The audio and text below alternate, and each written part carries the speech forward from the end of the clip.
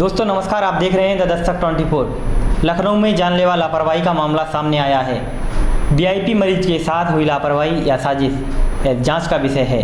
फिलहाल एक बात तो तय है कि इलाज जब वीआईपी को उपलब्ध नहीं हो पा रहा है तो गरीबों के ऊपर क्या मंजर होगा, इसके आंकड़े कौन जुटाएगा।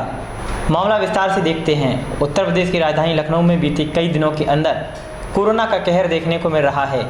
कोरोना के शिकार कई लोग हुए हैं, इनमें से कई हमारे बीच नहीं रहे। कोरोना के कहर ने उत्तर प्रदेश की स्वास्थ्य व्यवस्था की पोल खोल दी है।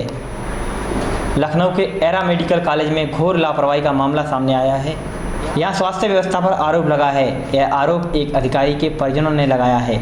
दरअसल लखनऊ के बाल विहार की रहने वाली एक महिला हैं।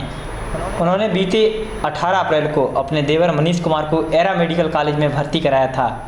मनीष कोरोना संक्रमित थे। मनीष के करीबी रिश्तेदार भाई वरिष्ठ पीसीएस अफसर हैं। उनका मोबाइल नंबर हॉस्पिटल के रिसेप्शन पर लिखाया गया था। 8 मई को इन अफसर के पास हॉस्पिटल से कॉल आती है कि आपके भाई कोरोना नेगेटिव हो गए हैं, उन्हें नॉन कोविड अस्पताल में भर्ती कराया जाए। इस पर मनीष के भाई साहब ने दूसरे दिन यानी 9 तारीख को दूसरे अस्पताल में भर्ती कराने का वादा किया, लेकिन मनीष के इन अफसर भाई की एक ना सुनी गई। अचानक उन्हें शाम 4 बजे फ़ोन कर हॉस्पिटल से किसी ने जानकारी दी कि मनीष को डिस्चार्ज कर दिया गया है और मनीष काफ़ी देर से हॉस्पिटल के बाहर बैठे हुए हैं। मनीष के परिजनों को अचानक इस बात से धक्का लगा, क्योंकि मनीष की उस समय हालत बड़ी शोचनीय थी। वे 60 litre high flow nasal cannula और 15 लीटर एनआरएम मास्क पर चल रहे थे। ऐसे में सवाल उठता है कि इस हालत में मनीष के साथ एरा हॉस्पिटल में अमानवीयता क्यों की गई, उनके घर वालों को बिना बताए डिस्चार्ज क्यों कर दिया गया और ऐसे सिलेंडर लिए हुए उन्हें बाहर क्यों बैठा दिया गया। आइए सुनते हैं मनीष की भाभी का वाकया, उन्होंने इस मामले में क्या कहा। मेरे देवर मनीष को कोरोना हो गया था। एरा मेडिकल में एडमिट कराया 18 तारीख शाम 6:30 बजे। उस दिन जिस दिन हम लोगों ने एडमिट कराया था इतनी हालत गंभीर नहीं थी। इन लोगों ने पेपर्स पे भी सिक लिखा था, बीमारी की हालत लिखी थी। इसी बीच 16-17 दिन हो गए, ना सही से इलाज और ना ही सही से खाना पीना। हालत गंभीर होती चली गई, लेकिन इन लोगों ने बताया नहीं। बार बार फ़ोन करने के बाद भी कोई भी रिपोर्ट्स की सूचना उन लोगों को नहीं दी गई।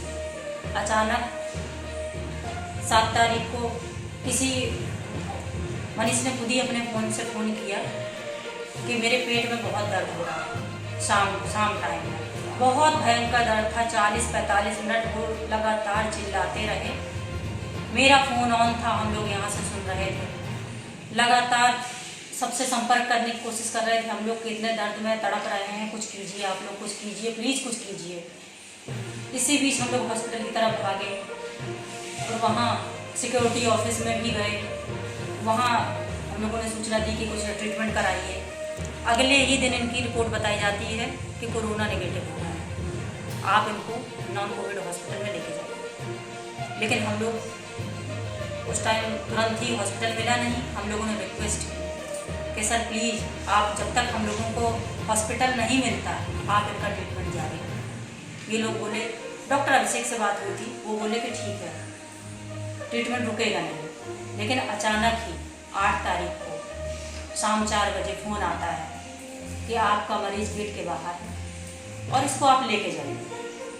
अब हम लोग अचानक क्या करते, घर से दौड़े। तब तक उनकी हालत बहुत ज़्यादा गंभीर हो चुकी थी। जो मरीज़ 75 लीटर ऑक्सीजन पे चल रहा हो, 60 लीटर नेजल कैनुला और 15 लीटर एनआरएम मास्क लगा, उस इंसान को इन लोगों ने गेट के बाहर कर दिया। उसी टाइम हालत बहुत गंभीर हुई। जैसे ही हम लोग पहुँचे हैं, इन लोगों ने दोबारा एडमिट कर दिया।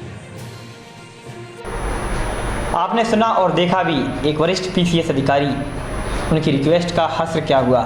क्या अस्पताल या हमारा सिस्टम इतना लापरवाह हो गया है। ज़रा सोचिए, जिनकी हॉस्पिटल में जुगाड़ नहीं है उन पर क्या बीत रही होगी। और स्वास्थ्य सेवाओं के नाम पर जो ढिंढोरा पीटा जा रहा है उसकी ज़मीनी हकीकत क्या है, इसकी चिंता किसी को है या नहीं। मनीष की वर्तमान स्थिति काफ़ी गंभीर है। उनके फेफड़ों में बड़ा इन्फेक्शन है, इसके पीछे हॉस्पिटल ही जिम्मेदार है।